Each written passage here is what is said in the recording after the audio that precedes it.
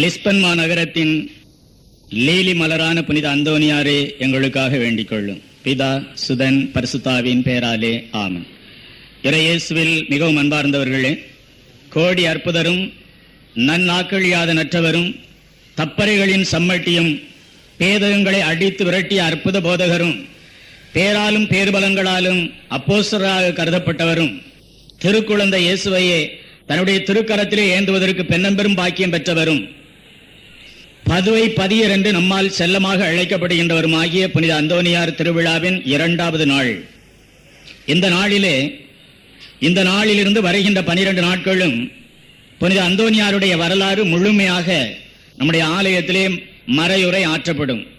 சிறிது நேரம் அதிகமானாலும் புனித அந்தோனியாருடைய வாழ்க்கை வரலாறு முழுவதையும் நாம் கேட்டு ரசித்து அதை வாழ்க்கையிலே காட்டினோம் என்றால் இந்த மணித்துளிகள் நமக்கு பெரிதாக தெரியாது. இந்த முதல் நாளிலே லிஸ்பன் மாநகரத்தின் லீலி மகளான புனித அந்தோனியாரே என்று நாம் ஆரம்பித்திருக்கின்றோம். ஏனென்றால் அவர் பிறந்த பொன்னாடு போர்ச்சுகல் தேசம். போர்ச்சுகல் தேசத்தை பற்றி 1-2 வார்த்தைகள் உங்களுக்கு நான் சொல்ல வேண்டும். போர்ச்சுகல் தேசத்தை தாய் திருச்சபை மரியாயின் நிலம் என்று அழைக்கின்றது. அந்த அளவிற்கு தேவ மாதாவின் மேல் பக்தி கொண்டவர்கள் போர்ச்சுகல் மக்கள். போர்ச்சுகலிலே எங்கு சென்றாலும் அந்த அன்னையினுடைய மக்கள் உத்தம கத்தோலிக்க கிறிஸ்தவர்களாக வாழ்ந்தார்கள் என்று சொல்ல வேண்டிய தேவையே இல்லை. அதற்கு பல காரணங்கள் உண்டு.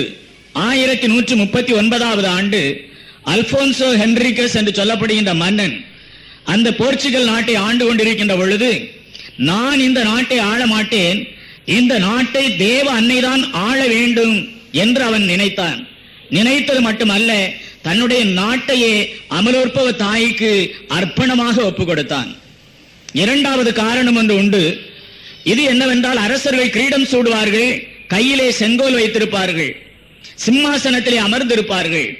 ஆனால் அல்போன்சோ ஹென்ரிக் மன்னனுடைய காலத்தில் இருந்து அரசர்கள் எல்லோரும் தங்களுடைய அரச கிரீடத்தை தேவ அன்னையினுடைய பாதத்திலே வைத்தார்கள், தங்களுடைய செங்கோலை அவருடைய பாதத்திலே அர்ப்பணித்தார்கள், தங்களுடைய சிம்மாசனத்தை வெறுமையாக்கினார்கள்.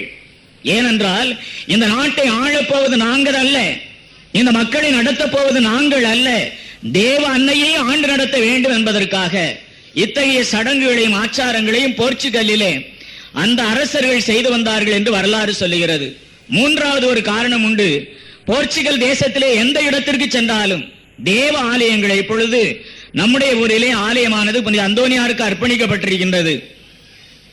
ஆனால் அந்த காலத்திலே போர்ச்சுகல் தேசத்திலே நீங்கள் எந்த ஊருக்கு சென்றாலும் அந்த ஊரினுடைய ஆலயம் தேவ அன்னைக்காகவே அர்ப்பணிக்கப்பட்டிருக்கும். எல்லா ஆலயங்களும் மாதாவினுடைய கோயில் என்று சொல்லுகின்ற அளவினிலே மாதாவுக்காக அனைத்து ஆலயங்களும் அந்த நாட்டிலே அர்ப்பணிக்கப்பட்டிருக்கின்றன.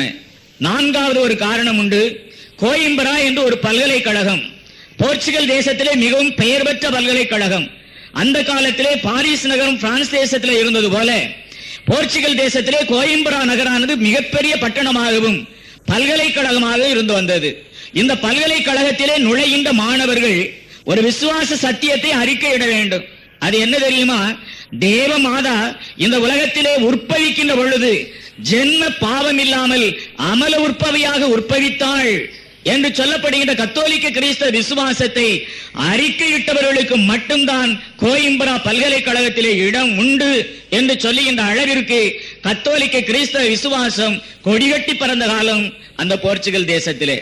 5வதாக ஒரு காரணம் சொல்லப்படுகின்றது. அந்த நகரிலே எப்பொழுதாவது போர் நடக்கின்றது என்றால் அரசனுடைய தலைமையிலே செல்லுகின்ற ராணுவ வீரர்கள் எல்லாம் கேடயம் எடுப்பார்கள், வாளை எடுத்துக் கொள்வார்கள், ஈட்டி எடுத்துக் கொள்வார்கள். இது எல்லா நாட்டு ராணுவ வீரர்களும் செய்வதுதான்.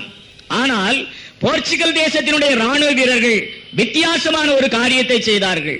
அது என்ன தெரியுமா? இந்த வாளையும் உடவாளையும் எடுத்துச் செல்லுகின்ற பொழுது தங்களுடைய பைகளிலே சொக்காய்களிலே கட்டாயமாக தேவ அன்னையின் வல்லமைமிக்க ஆயுதமாகிய ஜெபமாலையை சுமந்து செல்வார்கள்.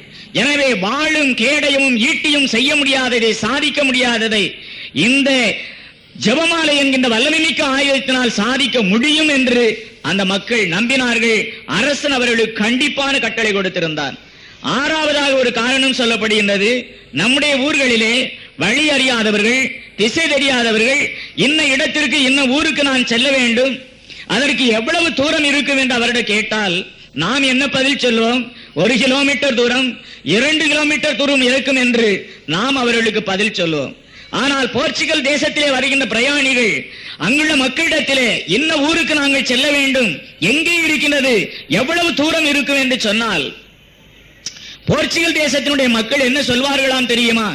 நீங்கள் வேகமாக நடந்து சென்றால் 1 ஜெபமாலை தூரம் இருக்கும், நீங்கள் கொஞ்சம் மெதுவாக நடந்து சென்றால் 2 ஜெபமாலை தூரம் இருக்கும், நீங்கள் இன்னும் கொஞ்சம் மெதுவாக அன்னநடை நடந்து சென்றால் 3 ஜெபமாலை தூரம் இருக்கும். கிறிஸ்துவில் அன்பார்ந்த சகோதர சகோதரிகளே, தூரத்தை கூட ஜெபமாலையிலே அன்னையினுடைய வல்லமைமிக்க ஆயுதத்தை கொண்டு அவர்கள் கணித்தார்கள் என்று சொன்னால் விசுவாசம் கொடிகட்டி பறந்த காலம் அந்த காலம் போர்ச்சுகல் தேசத்திலே.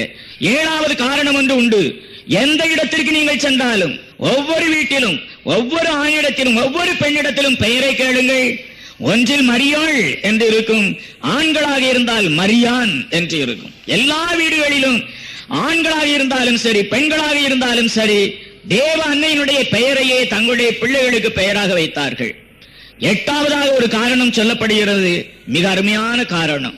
நம்முடைய வீடுகளிலே பின்பற்ற வேண்டிய காரணம், கத்தோலிக்க கிறிஸ்தவ விசுவாச பாரம்பரியத்திலே வளர்ந்த கிறிஸ்தவ மக்கள் தங்கள் குடும்பங்களிலே ஒவ்வொரு நாளும் செய்ய வேண்டிய காரியம், ஒரு காலத்திலே செய்யப்பட்டு வந்த காரியம், இந்த காலத்திலே விடுபட்ட ஒரு காரியம்.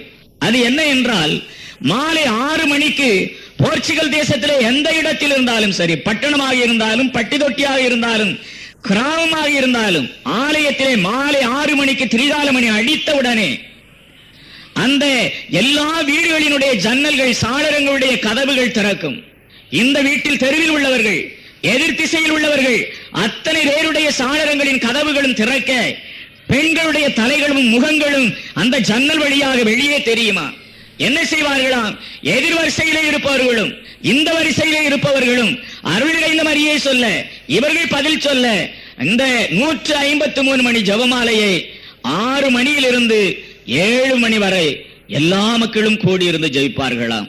கூடியிருந்து ஜெபிக்கின்ற குடும்பம் ஒரு நாளும் குலைந்ததே கிடையாது. கிறிஸ்துவில் அன்பார்ந்த சகோதர சகோதரிகளே, அப்படிப்பட்ட தேசமாகிய போர்ச்சுகல் தேசத்திலே நம்முடைய புனித அந்தோனியார் பிறந்தார் என்றால், எப்படிப்பட்ட கத்தோலிக்க விசுவாச சத்தியத்திலே அவர் ஊறியிருந்தார் என்று நாம் சொல்ல வேண்டிய தேவையில்லை.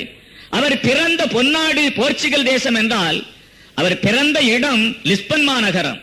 போர்ச்சுகல் தேசத்தினுடைய தலைநகரத்திலே புனித அந்தோனியார் பிறந்தார், லிஸ்பன் மாநகரத்திலே. இந்த லிஸ்பன் மாநகரம் சாதாரணமான நகரம் அல்ல. இந்தியாவிற்கு கடல் வழி கண்டுபிடித்தான் வாஸ்கோ ட காமா. அப்பொழுது அவன் தன்னுடைய பிரயாணத்தை எங்கே தொடங்கினான் என்றால், இந்த லிஸ்பன் மாநகரத்தினுடைய துறைமுகத்தில் இருந்துதான் தன்னுடைய பிரயாணத்தை தொடங்கினான். லோயலா இஞ்ஞாசியார் இந்தியாவிற்கு வேதம் போதிப்பதற்காக புனித பிரான்சிஸ் சவேரியாரை அனுப்பினார். அப்பொழுதும் இந்தியாவிற்கு கடற்பயணம் செய்வதற்காக அவர் தேர்ந்தெடுத்த துறைமுகம் லிஸ்பன் மாநகரத்தினுடைய துறைமுகம் தான். மட்டுமல்ல, அகில உலகம் எங்கும் வியாபார ஸ்தனிகங்களிலே மைய இடமாக இருந்தது அந்த காலத்திலே லிஸ்பன் மாநகரம். அப்படிப்பட்ட பேறு பெற்ற பட்டணத்திலே 1195வது ஆண்டு ஆகஸ்ட் மாதம் 15ஆம் நாள் தேவ அன்னை ஆத்ம சரீரத்தோடு மோட்சத்திற்கு எடுத்துச் செல்லப்பட்ட அந்த அலங்காரமான நாளிலே மார்ட்டின் என்று சொல்லப்படுகின்ற தகப்பனுக்கும் மேரி என்று சொல்லப்படுகின்ற தாய்க்கும் மகனாக பிறந்தார்.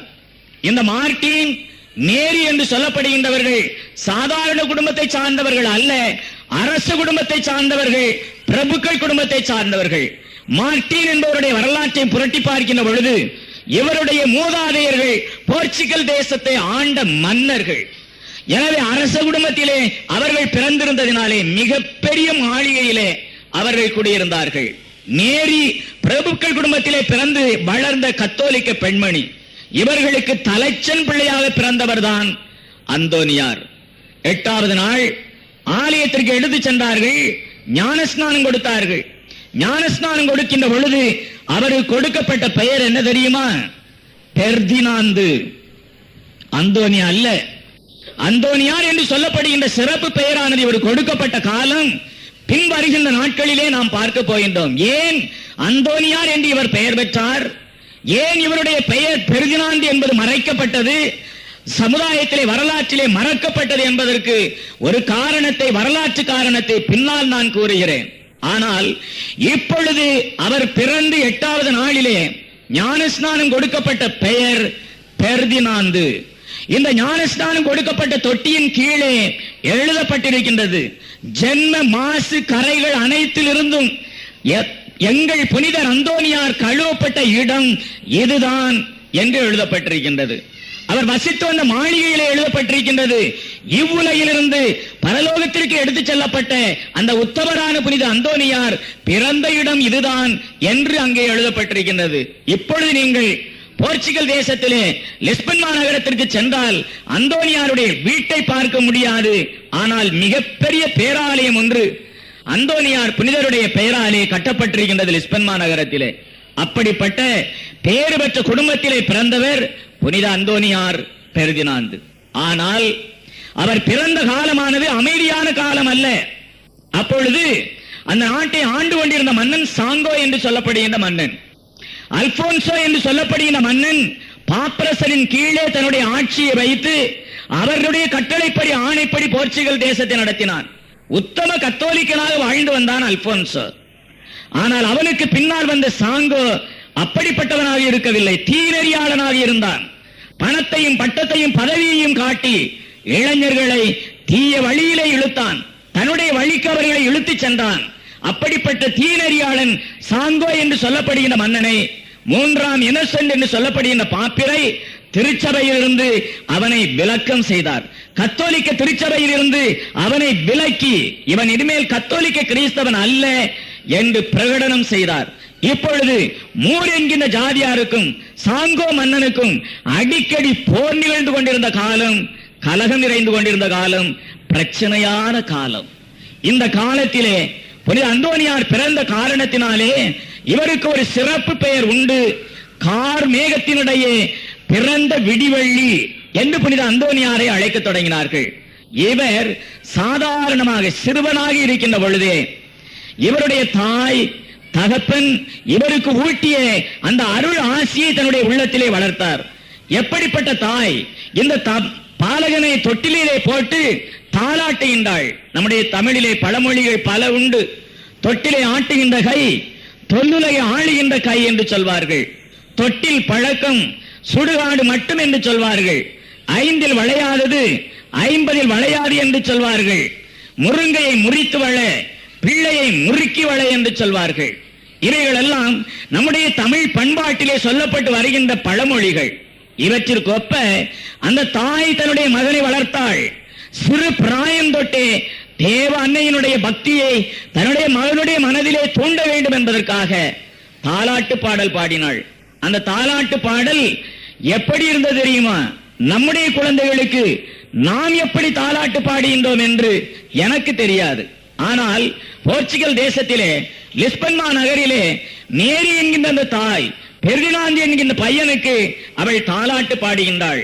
ஓ மகிமை பொருந்திய ஆண்டவளே, எல்லா காலத்திலும் ஆசீர்வதிக்கப்பட்டவளே, மனுக்குலத்திலே தோன்றிய எல்லா பெண்களிலும் மேலானவளே, தேவாதி தேவன் தோன்றிய வாசலே, இருளை ஓட்டி ஒளியை வீசிய கோடமே, ஜென்மம் ஆசிந்தி உற்பவித்த அமலோற்பவத்தாயே, இன்றும் அன்றும் இக்காலத்திற்கும் முக்காலத்திற்கும் கன்னிகையே, ஆத்ம சர்ரத்தோடு மோட்சத்திற்கு எடுத்துச் செல்லப்பட்ட அலங்காரியே, வான தூதர்களதும் மனிதர்களதும் ஸ்துதியும் வணக்கமும் உமக்கே, ஆமென் என்று சொல்லி முடிகின்றது அந்த பாடல். போர்ச்சுகல் தேசத்திலே இந்த பாடலை பாடினால் அற்புதமாக இருக்குமாம். இது அந்த பாடலினுடைய தமிழ் ஆக்கம். இந்த பாடலை சொல்லிக் கொண்டேதான் அவள் தொட்டிலை ஆட்டினாள். எனவே தொட்டிலை ஆட்டுகின்ற பொழுதே அவள் ஞானப்பாலை ஊட்டினாள். ஞானப்பாலை மட்டுமல்ல, தெய்வ பயத்தை ஊட்டினாள். தெய்வ பயத்தை மட்டுமல்ல, கத்தோலிக்க விசுவாசத்தை ஊட்டினாள்.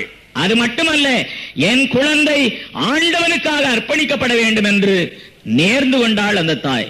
எனவே கல்வி கற்பிக்கின்ற பிராயம் வந்தது. கல்வி கற்கின்ற பொழுது எந்த பள்ளியிலே சேர்க்க வேண்டும் என்று தாயும் தந்தையும் ஆலோசித்தார்கள். மிக முக்கியமான காரியம். தகப்பன்மார்கள் தாய்மார்கள் தங்கள் பிள்ளைகளை எந்த பள்ளியிலே சேர்க்க வேண்டும் என்று தீர்மானிக்க வேண்டும். அறிவு கொடுக்கப்பட வேண்டும், ஒழுக்கம் சொல்லிக் கொடுக்கப்பட வேண்டும். அதே சமயத்திலே பக்தி நெறியிலே அவனை வளர்க்க வேண்டும். இந்த 3 காரியங்களையும் ஒவ்வொரு பள்ளியும் செய்ய வேண்டும். அறிவு, தெய்வ பக்தி, ஒழுக்க சீலம். இப்படிப்பட்ட பள்ளியிலே சேர்த்து அந்த மகனை பெரிதாக வளர்த்து கொண்டு வருகின்றார்கள். ஞானத்திலும் அறிவிலும் அந்த குழந்தை வளர்ந்து கொண்டு வருகின்ற பொழுது சிறு பிராயத்திலேயே சாத்தானை கட்டி வீழ்த்தினார் புனித அந்தோனியார் என்று சொல்லப்படுகின்றது.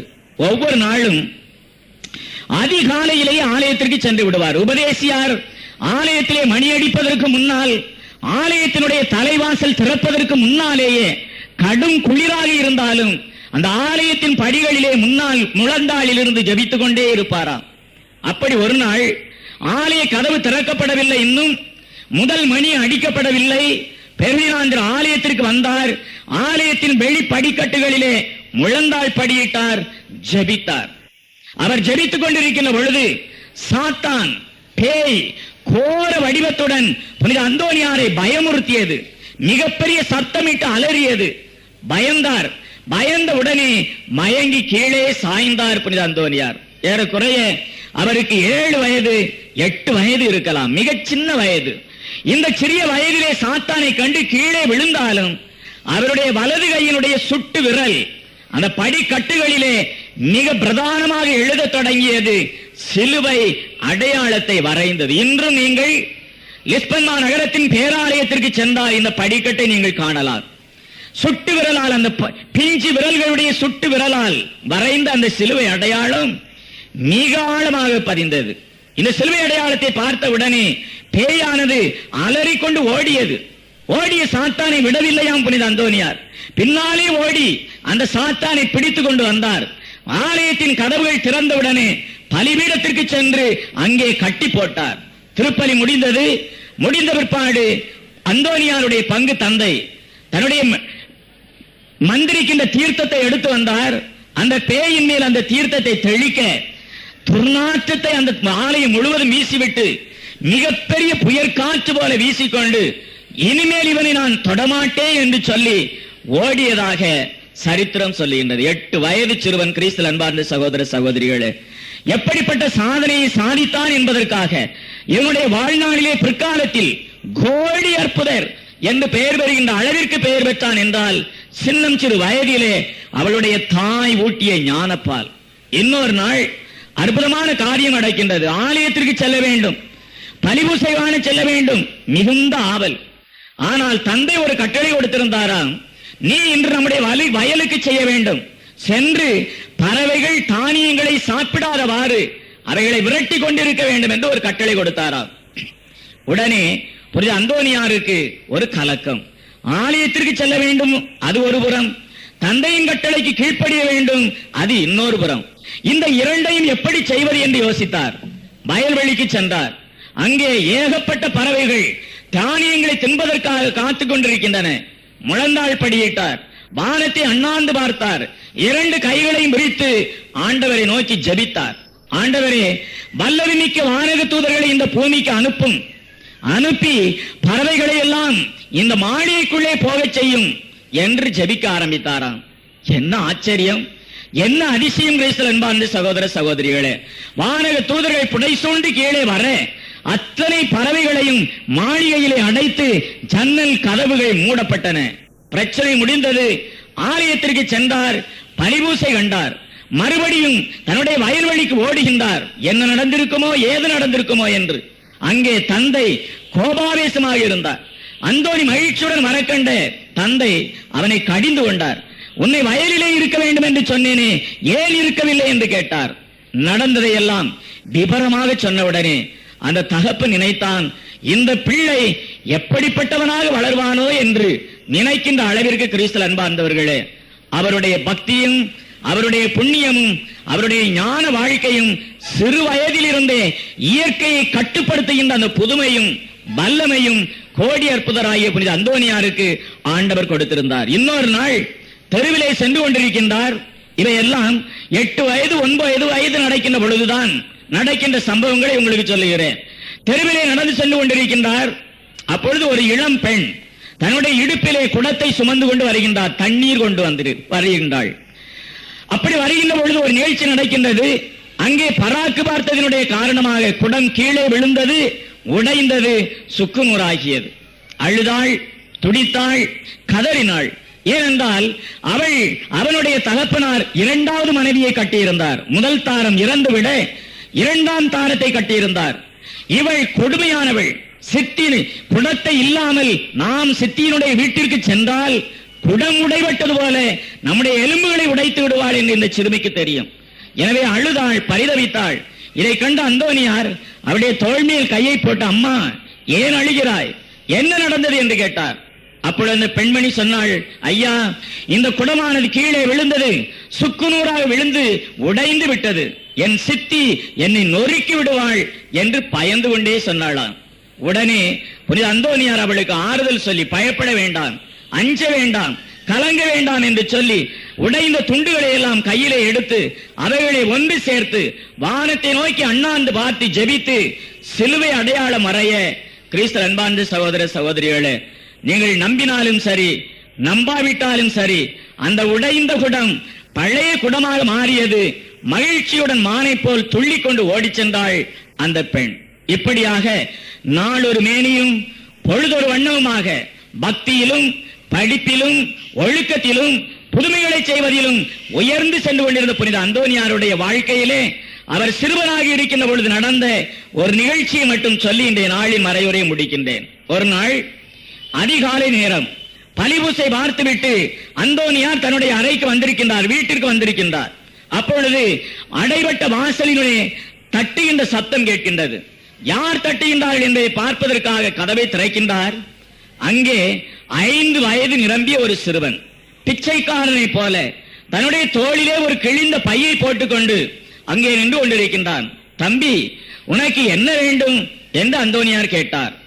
அப்பொழுது அவன் சொன்னான், எனக்கு பிச்சை வேண்டும் என்று கேட்டான். அப்பொழுது அந்தோனியார் சொன்னாராம், ஏன் உனக்கு பசிக்கவில்லையா, ரொட்டி வேண்டாமா உனக்கு என்று அவன் சொன்னானாம். அப்பொழுது அந்த 5 வயது பாலகன் சொன்னானாம், உன்னுடைய பசி வேறு, என்னுடைய பசி வேறு. ரொட்டியோ ரசமோ என்னுடைய பசியையும் தாகத்தையும் தணிக்க இயலாது என்று சொன்னாராம்.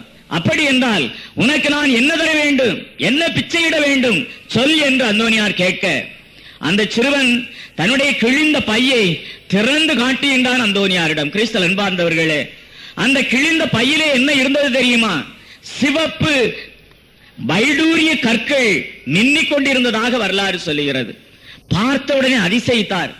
இவ்வளவு வைடூரிய கற்களை வைத்துக் கொண்டு இவன் ஏன் பிச்சைக்காரனாக இருக்க வேண்டும், பிச்சை எடுக்க வேண்டும் என்ற ஆச்சரியத்தோடு அந்த 5 வயது பாலகனிடம் கேட்டார், இவையெல்லாம் என்ன என்று. அப்பொழுது அவன் சொன்னான், விலை மதிக்க முடியாத பாவிகளுடைய ஆத்மாக்கள், ரட்சிக்கப்பட்ட ஆத்மாக்கள், இந்த இறைவனுடைய இரத்தத்தினால், விலை கொடுக்கப்பட முடியாத இரத்தத்தினால் கல்வாரியிலே சிந்தப்பட்டு அழகைக்கு விலையாக கொடுக்கப்பட்ட இரத்தத்தினால் விடுதலை பெற்ற நிர்பாக்கியமான பாவிகளுடைய ஆத்மங்கள் இன்று சிவந்த இந்த கற்களை போல மின்னுகின்றன என்று சொன்னாராம். அப்படி என்றால் நான் உனக்கு என்ன தர வேண்டும் என்று அந்தோனியார் கேட்கின்றார். அப்பொழுது அந்த 5 வயது பாலகன் சொன்னானாம், உன்னுடைய இதயத்தை எனக்கு கொடுப்பாயா, நீயாவது எனக்கு ஆறுதல் அளிப்பாயா, உன்னுடைய இதயம் முழுவதையும் எனக்காக அர்ப்பணிப்பாயா என்று அந்த 5 வயது பாலகன் சொல்ல, புனித அந்தோனியார் மகிழ்ச்சியுடன் சொன்னார், ஆண்டவரே, எல்லாமே நீர்தான் எனக்கு, எல்லாமே உமக்காக நான் அர்ப்பணித்திருக்கின்றேன், என்னை முழுவதும் உமக்கு நான் காணிக்கையாக்கிவிட்டேன், ஏதோ என் இதயம் இன்று முதல் உமக்கே சொந்தம் என்று தன்னுடைய அனுபவத்தை எழுதி வைத்திருக்கின்றார். கிறிஸ்து அன்பார்ந்த சகோதர சகோதரிகளே, இப்படியாக வளர்ந்த புனித அந்தோனியார் நாளொரு மேனியும் பொழுதொரு வண்ணமாக வளர்ந்து 15 வயதை அடைகின்றார். 1195 ஆண்டு இவர் பிறந்தார். 1210 ஆண்டு வந்தது ஒரு இளைஞனாக, ஒரு வாலிப பையனாக. இந்த நேரம் மிக முக்கியமான நேரம். வாலிப பருவம் இங்கும் சாயலாம் அங்கும் சாயலாம். அலைகடல் பெருக்கெடுத்து ஓடுவது போல, அணைப்பெருக்கானது உடைத்தெடுத்து வருவது போல, காட்டாற்று வெள்ளமானது புயற்காற்று வீசுவது போல இந்த வாலிப பருவம் இருக்கும். இது சக்தி வாய்ந்தது. இந்த சக்தியை அணைப்படுத்த வேண்டும், நெறிப்படுத்த வேண்டும், முறைப்படுத்த வேண்டும். அப்படி செய்தால் பலனுண்டு, அப்படி செய்யவில்லை என்றால் காட்டாறு அழித்து செல்வது போல வாலிப பருவம் தன்னையும் அழித்து தன்னுடைய சகோதரர்களையும் அழிக்க தொடங்கிவிடும். அப்படிப்பட்ட பருவத்திலே காலடி எடுத்து வைத்தார் புனித அந்தோனியார். அந்த பருவத்தில் எப்படி வாழ்ந்தார், என்ன சாதித்தார், இந்த இளைஞர்களுக்கெல்லாம் என்ன போதித்தார், என்ன முன்னடையாளமாக இருந்தார், அவர் அப்படித்தான் என்ன சாதித்து தன்னுடைய வாழ்க்கையிலே கோடி அற்புதர் என்று பெயர் கொண்டார் என்கின்ற வரலாறுகளை எல்லாம் நாளைய நாளிலே நாம் பார்க்க இருக்கின்றோம். அதுவரை இன்றைய நாளிலே சொல்லப்பட்ட சிந்தனைகளை எல்லாம் உள்ளத்திலே வைத்து சீர்தூக்கி பார்த்து கேட்கப்பட்ட சிந்தனைகளை வாழ்க்கையிலே வாழ்ந்து காட்ட ஆண்டவர் இயேசு கிறிஸ்துவின் அருளையும் ஆசிரையும் இன்றைய திருப்பலியிலே உருக்கமாக உத்தமராகிய புனித அந்தோனியார் வழியாக நம் ஆண்டவர் இயேசு கிறிஸ்துவிடம் மன்றாடுவோம். லிஸ்பன் மாநகரத்தின் லீலி மலரான புனித அந்தோனியாரே எங்களுக்காக வேண்டிக் கொள்ளும். பிதா சுதன் பரிசுத்த ஆவியின் பெயராலே ஆமென்.